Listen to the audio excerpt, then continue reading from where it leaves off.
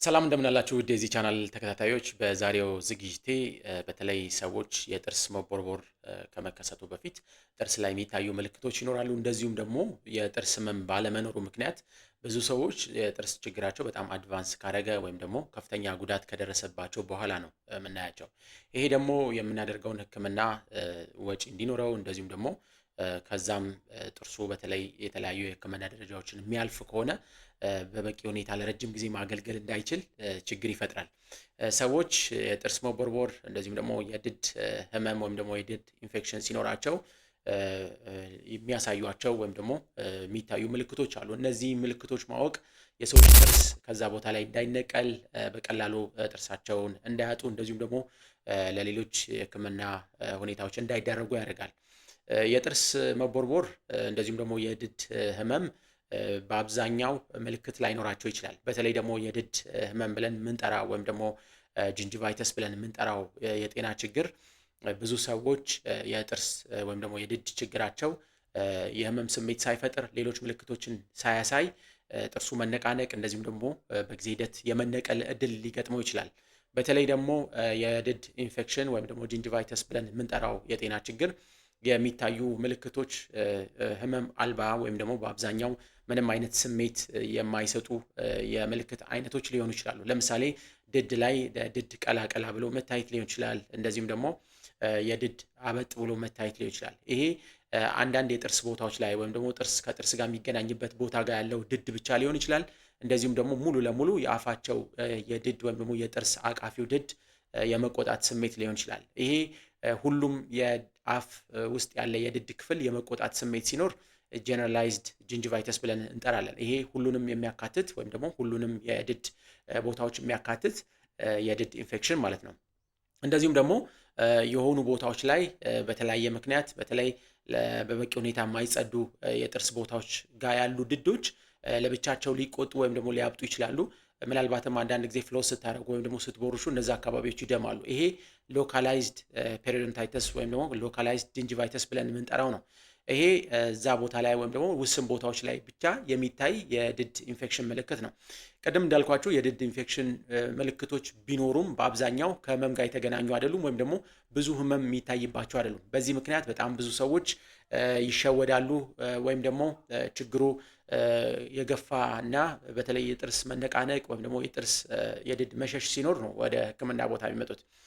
በተለይ አኪዩት ስቴጅ ላይ ወይም ደግሞ በተለይ 15 ቀን ባልሞላ ጊዜ ውስጥ ያለ የጂንጂቫይተስ ወይም ደግሞ የድድ ኢንፌክሽን ብዙ ጊዜ በራሱ ሊመለስ ይችላል። ይሄ በተለይ የአፍ ንጽህና ማሻሻል ሲኖር፣ እንደዚሁም ደግሞ የሆርሞን ባላንስ መስተካከል ሲኖር፣ እንደዚሁም ደግሞ አፍ ውስጥ ያሉ ሌሎች ችግሮች ሲወገዱ ወዲያውኑ መስተካከል ይችላል። ይሄ አኪዩት ጂንጂቫይተስ ብለን የምንጠራው የጤና ችግር ነው።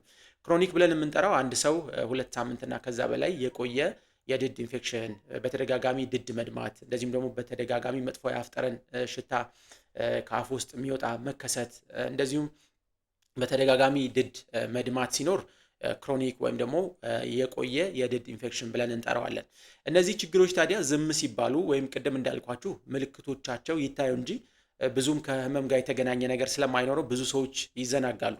በዚህ ምክንያት ይሄ ክሮኒክ ብለን የምንጠራው ጂንጂቫይተስ ወይም ደግሞ የድድ ኢንፌክሽን የሆነ ችግር ወደ ክሮኒክ ፎርም ወይም ደግሞ ወደ ለረጅም ጊዜ የሚከሰት ወይም ደግሞ ለረጅም ጊዜ የሚቆይ ችግር ይመጣል። ያ ደግሞ ፔሪዮዶንታይተስ ብለን እንጠራዋለን። ፔሪዮዶንታይተስ ምንለው አንድ ጥርስ ዝም ብሎ አጥንት ውስጥ አይቆምም።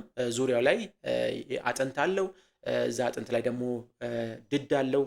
ስለዚህ ፔሪዮዶንታይተስ ብለን የምንጠራው የጥርስ አቃፊ የጤና ችግር ሲከሰት ማለት ነው። ለምሳሌ ድድ መሸሽ ሊሆን ይችላል።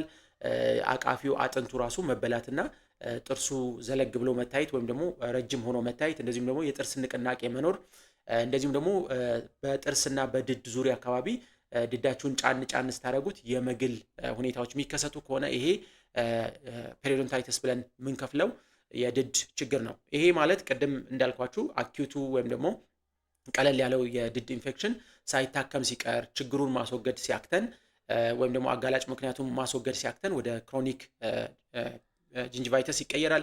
እንደዚሁም ደግሞ ከጂንጂቫይተስ ወደ ፔሪዮዶንታይተስ ይቀየራል። ስለዚህ ብዙ ሰዎች ወደ ክሊኒክ ሲመጡ ጥርሳቸው ተነቃንቆ ድዳቸው ሸሽቶ ነው የሚመጣው። በነገራችን ላይ በዓለማችን ላይ የመጀመሪያው ሰዎች ጥርስን የሚያጡበት ምክንያት የድድ ኢንፌክሽን ነው። ያ የሆነበት ምክንያት የድድ ኢንፌክሽን በአብዛኛው ሳይለንት ነው ወይም ደግሞ ምንም አይነት ምልክት ስለማያሳይ ሰዎችም ችላ ይላሉ። ስለዚህ ጥርሳቸውን ሉዝ ያደርጋሉ። ስለዚህ ይሄኛው በዚህ መልኩ ድድ ላይ እንደዚሁም ደግሞ ጥርስ ላይ ጫና ይፈጥራል። እንደዚሁም ደግሞ የጥርስ መቦርቦር የመጀመሪያዎቹ ስቴጆች ላይ ምንም አይነት ምልክት አያሳይም። በዚህ ምክንያት ብዙ ሰዎች የጥርሳቸው ነርቭ ተጎድቶ እንደዚሁም ደግሞ ጥርሱ አብዛኛው ክፍል ዲስትሮይድ ሆኖ ወይም ደግሞ ክራውኑ ተሰብሮ ነው የሚመጡት። ይሄ ደግሞ አንደኛ የሚሰጠውን የጥርስ ሕክምና በጣም ውጤታማ እንዳይሆንና ጥርሱን ለረጅም ጊዜ መጠቀም እንዳይችሉት ያደርጋል። እንደዚሁም ደግሞ ወጪያቸውን እንደዚሁ ይጨምረዋል። የመጀመሪያው በተለይ ጥርስ ኢንፌክሽን ወይም ደግሞ የጥርስ መቦርቦር ሲመጣ የሚታዩ ለውጦች አሉ። እነዚህ ለውጦች የጥርሱ ለምሳሌ ድዱና ጥርሱ የሚገናኝበት ቦታ ላይ እንደዚሁም ደግሞ የጥርሱ ሰርፈስ ወይም ደግሞ በፊት ለፊት የምናይበት የጥርስ ክፍል ላይ ነጣ ነጣ ብለው የሚታዩ ወይም ደግሞ ወደ ብራውን ከለር የተቀየሩ ቦታዎች ምልክቶች ናቸው። እነዚህ ምልክቶች ናቸው በጊዜ ሂደት ወደ መቦርቦር የሚሄዱት ማለት ነው። ብዙ ጊዜ እነዛ ቦታዎች ህመም ስለማይኖራቸው እንደዚሁም ደግሞ የቀለም ለውጥ ብቻ ነው የተከሰተው ብለው ሰዎች ስለሚያስቡ ይሄ ችግር በዛ ደረጃ ሪቨርስ መደረግ ወይም ደግሞ መስተካከል አይችልም እንደዚሁም ብለው ስለሚያስቡ ወደ ሕክምና ቦታ ስለማይመጡ ችግሩ ፕሮግረስ ያደርጋል ወይም ደግሞ ይቀጥላል።